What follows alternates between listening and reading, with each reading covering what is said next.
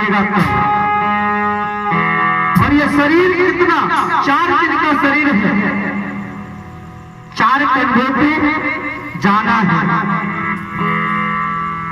4 दिन ही रहना है, 4 कंधे पे जाना है। तो समय आएगा तो बाहर भी कर देना है। अरे बाद में प्यार पछताएगा, हरि नाम का नाम नहीं लेंगे तो पछताना तो होगा। अरे पिंजरे से पंछी निकल जाएगा, निकल जाएगा।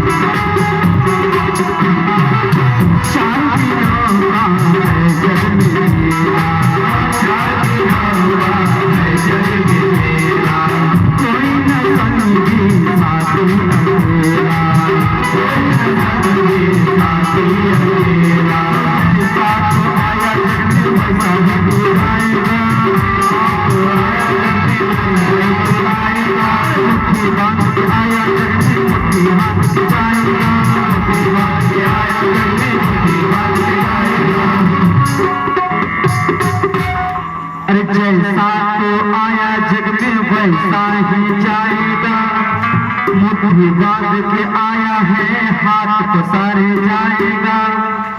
बाद में प्यार पछताएगा, जब पिंजरा खोलिए पंछी उड़ जाता है। ये पंछी कौन है सरकार? ये हमारा अंदर जो आत्मा है, ये पंछी कभी किसका चला जाए इसका कोई गारंटी। हम अभी कोई बैठा है, कल क्या होगा किसने देखा? जब आप सोते हैं तो मरने के समान है, जब तक आपका आंख नहीं खुलता तब तक आप जिंदा नहीं है, तब तक आप मरने के समान है। बात में प्यार पछताएगा,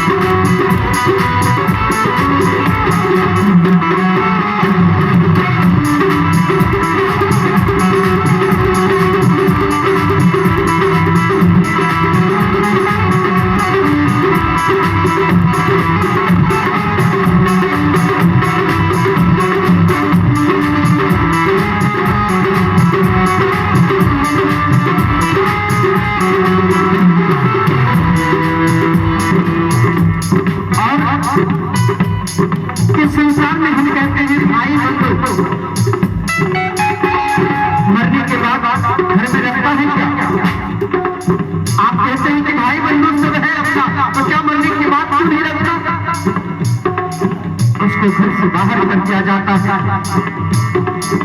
ना तो कोई अपना सगा साथी, ना कोई रिश्तेदार, ना कोई नाता, कोई भी नहीं है। समय आने पर 13 दिनों में आपका माता मनाएगा। भाई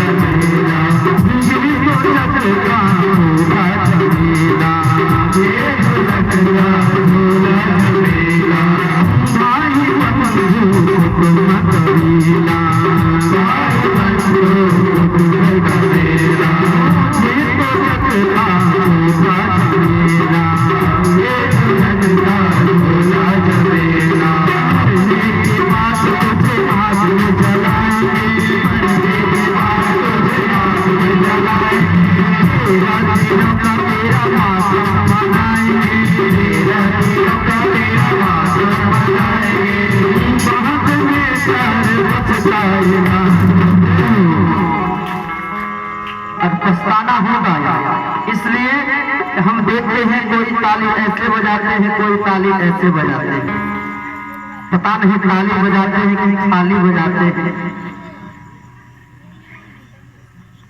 एक बार जोर से बोले वृंदावन बिहारी लाल की। इतना कम से काम नहीं चलेगा, अरे इतना ही है तो काफी है। एक एक आवाज ऐसा आए कम से कम बगल में जुगनी स्थान तक पहुंच जाए, है कि नहीं? वृंदावन बिहारी लाल की। और हाथ ऊपर ही रहना चाहिए ताली का सेवा देते हुए, सब हाथ ऊपर है। बहुत में प्यार पछताएगा,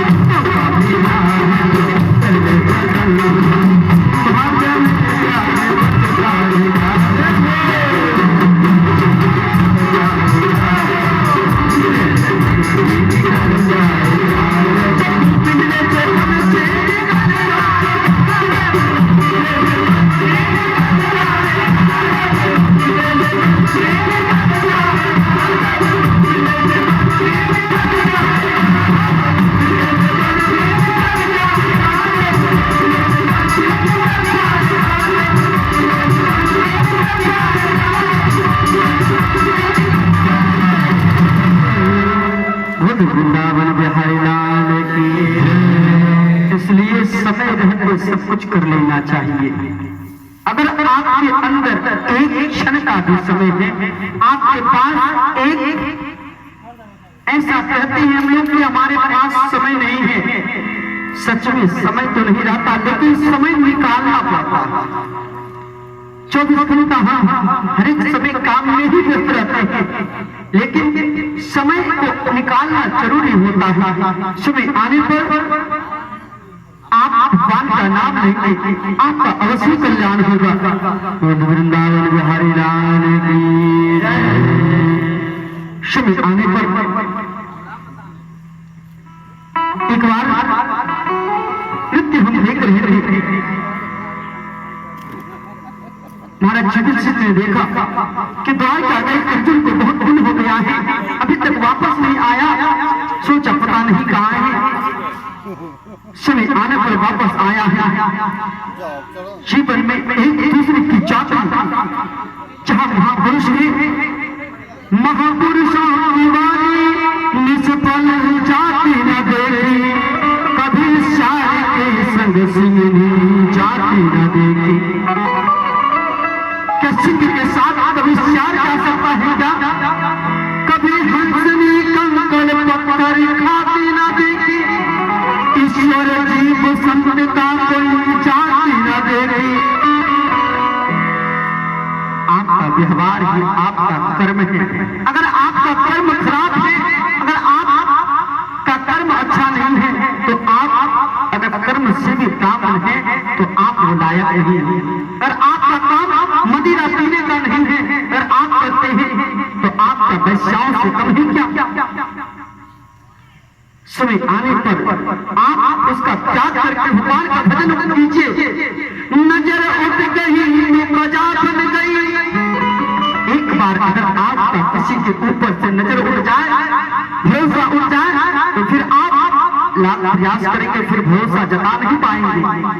नजर उठ गई तो प्रजा बन गई, नजर झुक गई तो हया बन गई, नजर चढ़ गई तो आधा बन गई, नजर फिर गई तो दया बन गई। भगवान की शरण में कैसे नहीं। समय जब आपका आएगा, समय समय सुंदर समय, समय बड़ो बलवान, भीलन रूपी गोपिका वही अर्जुन वही बात। एक बार अर्जुन चूंकि अपने आप को पूरा संसार का सर्वश्रेष्ठ हरिधारी, अपने आप को हरिधारी समझते ही एक बार गोपियां किसी दुष्टों के संग में पड़ जाने के कारण उनका रक्षा नहीं कर सका था। तो अर्जुन भी सोचने लगा कि आज मेरा ये जो हम गांडीवधारी अर्जुन है, हमारा ये विद्या सारा विफल हो जाता है। उसी प्रकार अब युधिष्ठिर महाराज ने मन विचार किया, क्यों ना अब हमारा भी अवस्था हो चला है, अपने सारे राज्य पाठ को छोड़ करके अपने पुत्र को सौंप दिया जाए। सबों ने मिलकर राजा परीक्षित को अपने राज्यभार को सौंप दिया गया।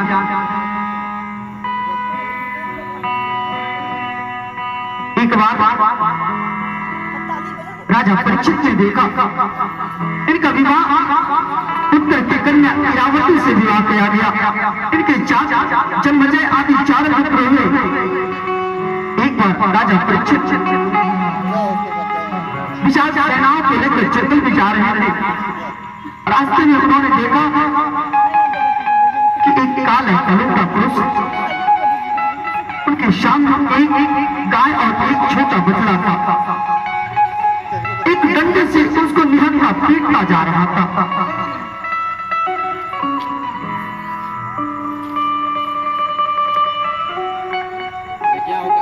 ऐसा पीट रहा था, उनकी गाय की आंखों से अश्रुपात हो रहे थे।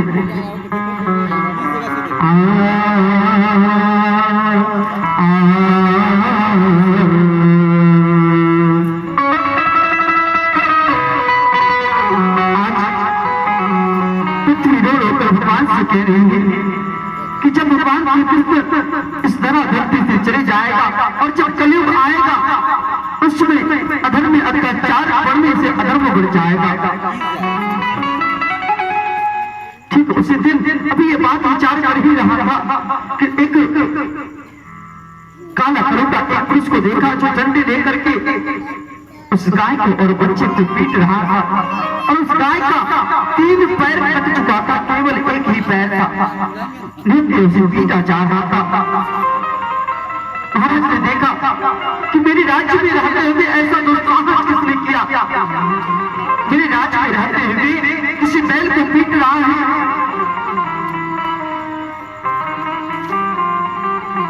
उस बैल रुक्मी को पूछा, दोनों हाथ जोड़ करके पूछा, आप कौन हैं और आप रो रहे हैं, आपका रोने के कारण क्या है?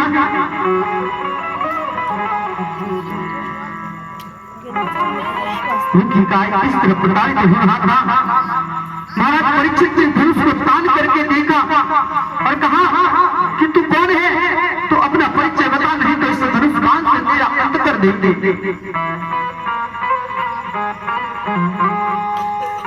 उस समय